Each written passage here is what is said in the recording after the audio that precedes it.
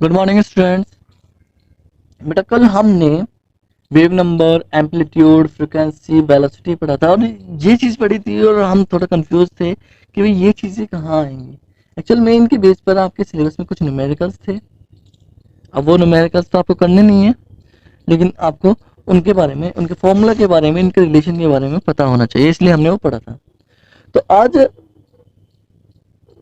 जब nature of electromagnetic radiation और atomic spectra हम पढ़ रहे थे, एक्चुअल में हम ये क्या क्यों पढ़ रहे हैं, ये हम एटॉमिक स्पेक्ट्रम के लिए पढ़ रहे हैं। स्पेक्ट्रम के एटम की जो स्पेक्ट्रम होते हैं, हम जीमान इफेक्ट और स्टार्क इफेक्ट के बारे में जो मैं हमने थोड़ा सा बताया था, वो एटॉमिक स्पेक्ट्रम है और स्पेक्ट्रम के लिए हम ये सब चीजें पढ़ रहे हैं। ओके, तो आज जो नेक्स्ट टॉपिक होगा वो आपका इलेक्ट्रोमैग्नेटिक स्पेक्ट्रम होगा। क्या होगा? Electromagnetic spectrum. इलेक्ट्रोमैग्नेटिक स्पेक्ट्रम क्या है बेटा? इलेक्ट्रोमैग्नेटिक रेडिएशन तो आपको बता दिया गया है कि इलेक्ट्रोमैग्नेटिक रेडिएशन मैक्सवेल ने बताया था कि भाई ऐसी वेव्स के बारे में बात की थी जो इलेक्ट्रिक और मैग्नेटिक दोनों तरह की प्रॉपर्टी शो करती हैं और उनका अरेंजमेंट परपेंडिकुलर होता है, तो वो इलेक्ट्रोमैग्नेटिक रेडिएशन था। तो इलेक्ट्रोमैग्नेटिक स्पेक्ट्रम के बारे में बात करते हैं तो क्या है ये? It is the arrangement of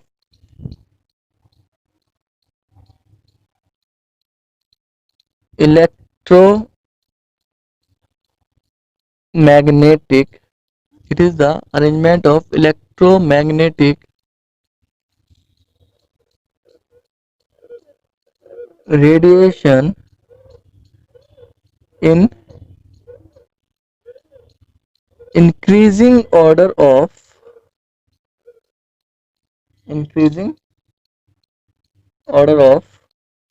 their wavelength, यानी उनकी वेवलेंथ का जो इंक्रीजिंग इलेक्ट्रोमैग्नेटिक रेडिएशन का इंक्रीजिंग ऑर्डर जो होगा उनकी वेवलेंथ के अकॉर्डिंग, उसे हम इलेक्ट्रोमैग्नेटिक स्पेक्ट्रम कहते हैं। अगर भाई ये किस तरह से जाता है, अगर आप देखोगे तो सबसे पहले जो अरेंजमेंट, अगर मैं इस स्पेक्ट्रम की बात करता हूँ तो सबसे पहले जो रेज आती हैं वो आती हैं कॉस्मिक रेज। कौन सी आती है बेटा? कॉस्मिक रेज सबसे पहले जो आती हैं कॉस्मिक रेज। इन कॉस्मिक रेज की जो फ्रीक्वेंसी होती है या कह लीजिए वेवलेंथ जो होती है वो 10 की पावर माइनस 13 सेंटीमीटर होती है, से कम होती है, बिलो देन 10 की पावर माइनस 13। वेवलेंथ इन सेंटीमीटर की बात हो रही है, क्लियर है? अगर 10 की पावर माइनस 13 से कम वेवलेंथ है तो सेंटीमीटर से कम है तो कॉस्मिक रेज कहलाती है। ठीक है, उसके बाद आती है बेटा गामा रेज। कौन सी आती है? Gamma rays. ये जो गामा रेज होती है बेटा, इनकी जो वेवलेंथ होती है 10 की पावर माइनस 13 से लेकर 10 की पावर माइनस 8 तक होती है, इतने सेंटीमीटर तक होती है। इज दैट क्लियर बेटा? उसके बाद जब हम बात करते हैं गामा रेज के बाद तो एक्स रेज आती हैं। एक्स रेज तो आपने सुना होगा, एक्सरे तो सुना होगा। तो ये यहाँ से आता है, एक्सरेज की जो वेवलेंथ है वो 10 की पावर माइनस 8 सेंटीमीटर से लेकर 10 की पावर माइनस 6 सेंटीमीटर तक होती है। ठीक है, उसके बाद जो आता है बेटा अल्ट्रा वायलेट रेज आती है। कौन सी आती है? Ultra violet, UV rays, ultra violet rays. ये रीजन है, ये जो रीजन है 10 की पावर माइनस 6 सेंटीमीटर से, 10 की पावर माइनस 6 सेंटीमीटर से लेकर 4 इंटू 10 की पावर माइनस 5 सेंटीमीटर तक आता है। और उसके बाद बेटा वो रीजन आता है जो आप लोग देख सकते हो, और वो रीजन है आपका विजिबल रीजन। कौन सा? यानी जो आप जिस रेज को देखते हो वो ये आपकी इलेक्ट्रोमैग्नेटिक रेडिएशन है, विजिबल रीजन है, जहां आप विब गियोर के बारे में पढ़ते हो, विब गियोर के बारे में पढ़ते हो। और उसकी फ्रीक्वेंसी जो है, उसकी जो वेवलेंथ है 10 4 इंटू 10 की पावर माइनस 5 से लेकर 7.6 इंटू 10 की पावर माइनस 5 तक है। तो आप देख सकते हो 7.6 इंटू 10 की पावर माइनस 5, 7.6 इंटू 10 की पावर माइनस के 5। तो आप देख सकते हो कितना छोटा सा रीजन आप देख सकते हो। और उसके बाद 7.6 माइनस उसके बाद जो आता है जो रीजन बेटा वो आता है अल्ट्रावायलेट के बाद। एक तरफ अल्ट्रावायलेट दूसरी तरफ इंफ्रारेड। कौन सा बेटा? इंफ्रारेड, IR रीजन, ठीक है ना। ये IR रीजन है, ये 7.6 इंटू 10⁻⁵ से लेकर बेटा 10⁻⁻² तक आता है। और उसके बाद माइक्रोवेव्स आती हैं। कौन सी? माइक्रोवेव्स आती हैं। इनका जो रीजन है 10⁻² से लेकर 1 सेंटीमीटर तक है। और उसके बाद आपकी रेडियो वेव्स आती हैं। तो आप देख सकते हो रेडियो वेव्स की जो वेवलेंथ है वो सबसे बड़ी होती है और 1 सेंटीमीटर से ज्यादा की होती है। Is that clear? और आपने एक चीज रिलेशन पढ़ा है वेवलेंथ यानी लैम्डा और फ्रीक्वेंसी म्यू के बीच में, न्यू के बीच में पढ़ा होगा, पढ़ा होगा बेटा। Mu equals to c upon lambda, यानी न्यू और लैम्डा एक दूसरे के इन्वर्सली प्रोपोर्शनल होते हैं। तो इसका मतलब क्या हुआ? इसका मतलब क्या हो गया? अगर वेवलेंथ लैम्डा की वैल्यू बढ़ रही है तो फ्रीक्वेंसी की वैल्यू घटेगी। क्या होगा? फ्रीक्वेंसी की वैल्यू घटेगी, यानी ये डिक्रीजिंग ऑर्डर ऑफ वेवलेंथ भी हो सकता है। तो आपको सिर्फ इतना याद रखना है, विजिबल रीजन की रीजन याद रखना है कि आप कितने सेंटीमीटर से कितने सेंटीमीटर देख सकते हो। ओके, 4000 एंगस्ट्रॉन से आप दूसरे तरीके से भी लिख सकते हो, 4000 एंगस्ट्रॉन से लेकर 7600 एंगस्ट्रॉन तक आप देख सकते हो। केवल 4000 से कम पे नहीं देखने के और 4600 से ज्यादा नहीं देख सकते। Is that clear? तो ये तो आपका वेवलेंथ था। इसके बाद आप बात करते हो प्लांक क्वांटम थ्योरी की। किसके बारे में बात करते हो बेटा? Planck's quantum theory.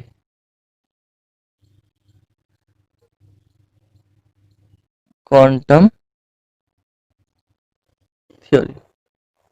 तो प्लांक्स क्वांटम थ्योरी जो है ये मैक्स प्लांक एक साइंटिस्ट है, उन्होंने दी थी।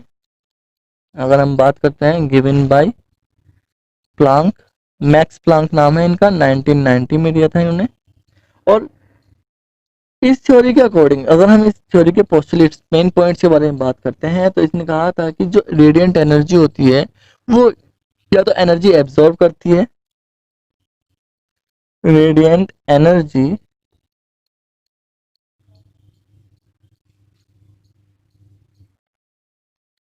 इज एब्जॉर्ब और एमिट, एब्जॉर्ब और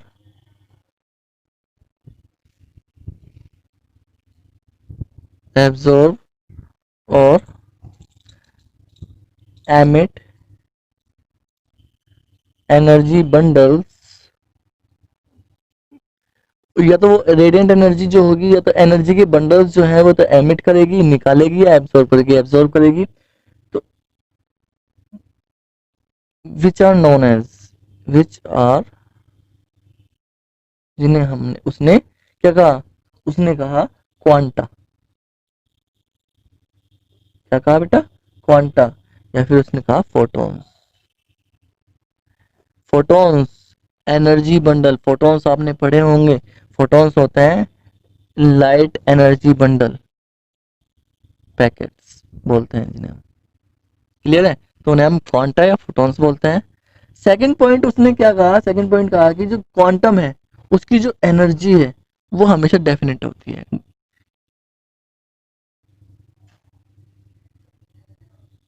each quanta has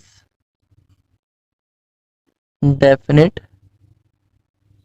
energy value which is given by which is given as E equals to h nu। याद रहेगा ये जो इक्वेशन है, एनर्जी इक्वेशन है, ये आइंस्टीन की एनर्जी इक्वेशन के पैरेलल है। बहुत इंपॉर्टेंट है इसकी, इसलिए मैंने आपको अलग से पढ़ा रहा हूँ। ठीक है ना? E equals to h nu, और न्यू की वैल्यू हमें पता है तो E will be h into c upon lambda भी हो सकता है। यस, या फिर E इक्वल्स टू हो सकता है एच सी न्यू बार। यस, कुछ भी हो सकता है। तो तो यहाँ पर एच ई हमें एनर्जी है, न्यू फ्रीक्वेंसी है, सी वेलोसिटी ऑफ लाइट है, लैम्डा वेवलेंथ है और न्यू बार जो है वेव नंबर है। तो यहाँ पर एच की बात आती है। एच क्या है? एच जो है आपका प्लांक कांस्टेंट है, प्लांक कांस्टेंट है। और ये इस प्लांक कांस्टेंट की जो वैल्यू है वो 6.626 इंटू 10 की पावर माइनस के 34 जूल सेकंड होती है। कितनी? 6.626 इंटू 10 की पावर माइनस 34 जूल सेकंड होती है।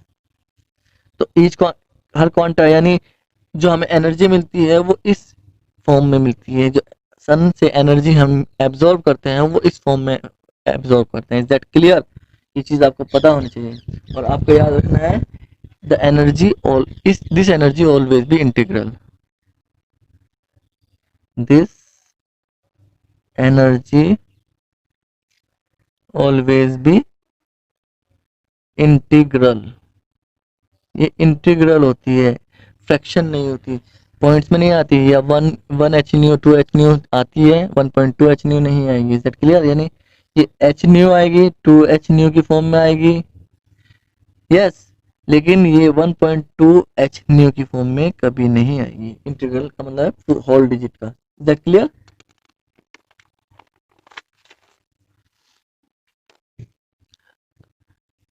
तो एच न्यू के बारे में आप पढ़ोगे, जो आपका बोर मॉडल है, एटॉमिक मॉडल है जो आपके सिलेबस में है, वहां पर एच न्यू की वैल्यू आती है। तो एच न्यू कहाँ से आया ये बताना था आपको। एच न्यू यहाँ से आया, ये चीज आपको समझ में आ गई होगी। अब बात करते हैं नेक्स्ट इफेक्ट की, वो है आपका फोटो इलेक्ट्रिक इफेक्ट। क्या है बेटा? Photo electric effect. Photo electric effect क्या होता है बेटा? क्या होता है कि आपकी कोई बॉडी है, कोई मेटल है, ओके, उस पर लाइट पड़ी, सनलाइट पड़ी, और सनलाइट जैसे ही पड़ी तो सनलाइट से पड़ने पर वहां पर एनर्जी ट्रांसमिट हुई, और एनर्जी ट्रांसमिट होते ही वो एनर्जी एक उस मेटल के सरफेस पे जो इलेक्ट्रॉन है उसने ली, और इलेक्ट्रॉन एमिट हो गया। एमिटेड इलेक्ट्रॉन लिख देता हूं मैं से, okay, emitted electron, electron emit हो गया। इस इलेक्ट्रॉन एमिशन को हम फोटो इलेक्ट्रिक इफेक्ट बोलते हैं। क्या बोलते हैं? फोटो इलेक्ट्रिक इफेक्ट बोलते हैं। ये आप ऐसे समझ सकते हो कि भाई जो सनलाइट होती है उसमें एनर्जी होती है, और एनर्जी पैकेट किसके इक्वल होती है? E equal to h nu के इक्वल होती है। तो वो जो एच न्यू है वो एनर्जी इलेक्ट्रॉन में ट्रांसफर हो जाती है। इलेक्ट्रॉन में जैसे ही ट्रांसफर होगी तो इलेक्ट्रॉन एक्साइटेड हो जाएगा और वो अपना सरफेस छोड़ देगा, और मेटल सरफेस छोड़कर वो एटमॉस्फेयर में चले जाएगा। इस इलेक्ट्रॉन के सनलाइट एब्जॉर्ब करने के बाद एटमॉस्फेयर में जाने को हम फोटो इलेक्ट्रिक इफेक्ट बोलते हैं। Is that clear? समझ में आई बात? तो इसे आप कैसे लिखोगे? When a beam of light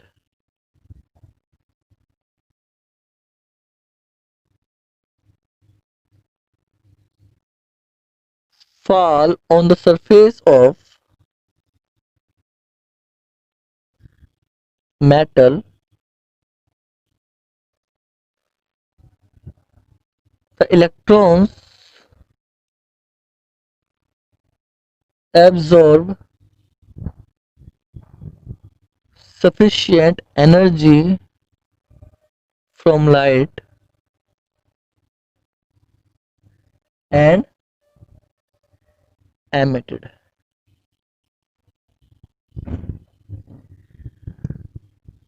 This effect is known as photoelectric effect. Is that clear? Photo electric effect आपको कहाँ से आया, समझ में आ गया आपको? तो फोटो इलेक्ट्रिक इफेक्ट जो होता है वो इस तरीके से होता है। और ये जो चीज है अल्बर्ट आइंस्टीन ने भी 1905 में अल्बर्ट आइंस्टीन ने भी एक्सप्लेन की हुई है, ठीक है ना? तो उसके लिए उन्होंने एक इक्वेशन दी थी, और इक्वेशन क्या थी बेटा? इक्वेशन थी आपकी, देखो, अगर हम बात करते हैं सॉरी मैं आपको इक्वेशन नहीं लिख रहा हूँ, equation half m v square equals to h nu into nu naught. ये अल्बर्ट आइंस्टीन की फोटो इलेक्ट्रिक इफेक्ट इक्वेशन है, आइंस्टीन फोटो इलेक्ट्रिक इक्वेशन। क्या है ये? Einstein photo electric equation. Half m v square kinetic energy of electron हो गया आपका, h Planck constant है, न्यू फ्रीक्वेंसी, और न्यू नोड जो है थ्रेशोल्ड फ्रीक्वेंसी है। थ्रेशोल्ड फ्रीक्वेंसी क्या है? Threshold frequency is the frequency which is required to emit the electron. Electron के एमिट होने के लिए जो एनर्जी रिक्वायर्ड होगी वो थ्रेशोल्ड फ्रीक्वेंसी होगी। Is that clear?